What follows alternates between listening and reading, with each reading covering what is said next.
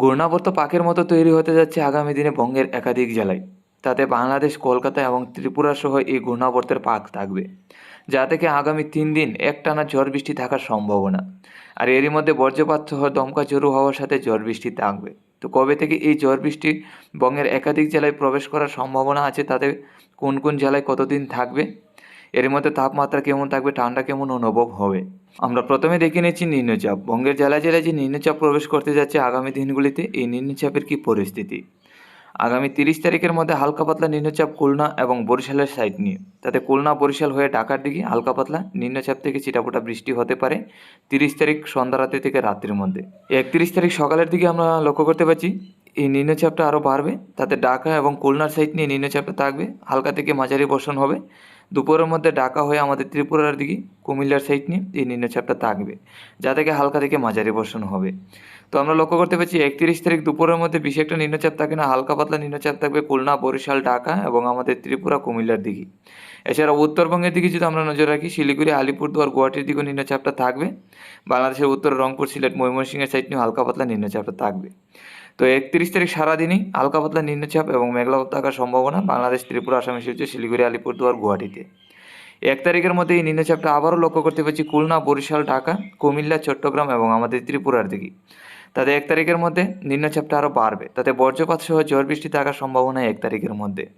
তো 1 তারিখে আমরা যেটা লক্ষ্য করতে পারছি 31 তারিখের মধ্যে তেমন নিম্নচাপ থাকবে না, কিন্তু 1 তারিখের মধ্যে নিম্নচাপটা বাড়বে, তাতে বজ্রপাত সহ ঝড় বৃষ্টি থাকার সম্ভাবনা রয়েছে কিন্তু আগামী 1 তারিখ দুপুর থেকে সন্ধ্যা রাত্রির মধ্যে। তাতে সন্ধ্যা রাত্রি থেকে রাত্রির মধ্যে ঢাকা, খুলনা, বাংলাদেশের উত্তরে সিলেট, ময়মনসিংহ, এরই মধ্যে বজ্রপাত সহ দমকা ঝোড়ো হওয়ার সাথে ঝড় বৃষ্টি।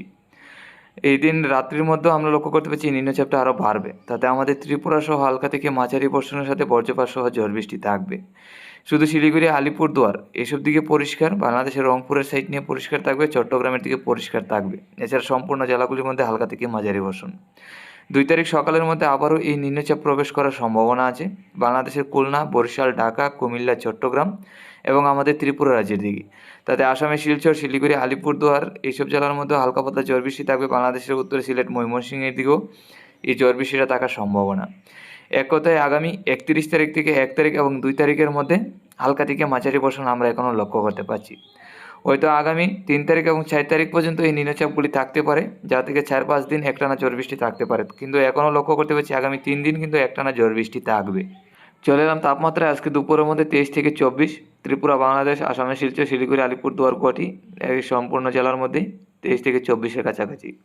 রাত্রির মধ্যে বাংলাদেশে থাকবে 13 থেকে 14, আসামের শিলচর এবং গুয়াহাটির দিকে থাকবে 15 থেকে 16। বাংলাদেশে হালকা পাতলা ঠান্ডা, আসামের শিলচর, গুয়াহাটির দিকেও হালকা পাতলা ঠান্ডা, শিলিগুড়ি, আলিপুরদুয়ারের দিকে মোটামুটি ঠান্ডা থাকবে। আর আমাদের ত্রিপুরা রাজ্যের দিকে যদি নজর রাখি, আজকে রাত্রির মধ্যে আমাদের ত্রিপুরা রাজ্যে থাকবে 14-15, হালকা পাতলা ঠান্ডা থাকবে, তেমন বেশি একটা থাকছে না। আগামীকাল সকালে থেকে 10 থেকে 12 মোটামুটি ঠান্ডা থাকবে আমাদের ত্রিপুরায়। আর বাংলাদেশের দিকে যদি নজর রাখি, বাংলাদেশের দিকে থাকবে 10 ডিগ্রি তাপমাত্রা, মোটামুটি অনেকটাই ঠান্ডা থাকবে। শিলিগুড়ি, আলিপুরদুয়ার, গুয়াহাটি, আসামের শিলচরের সাইড নিয়েও মোটামুটি অনেকটা ঠান্ডা থাকবে, 10 থেকে 11 ডিগ্রির কাছাকাছি থাকবে। চলে এলাম ঘন কুয়াশায়। আজকে সন্ধ্যা রাত্রির মধ্যে তেমন বেশি একটা কুয়াশা থাকছে না, আগামীকালকের মধ্যে তেমন বেশি একটা কুয়াশা থাকবে না। আসামের শিলচর এবং আমাদের ত্রিপুরার উত্তর ধর্মনগর, কুমারঘাটের দিকে ঘন কুয়াশা। এছাড়া বাকি জেলাগুলি মোটামুটি পরিষ্কারই, বেশি একটা কুয়াশা থাকছে না আমাদের ত্রিপুরার।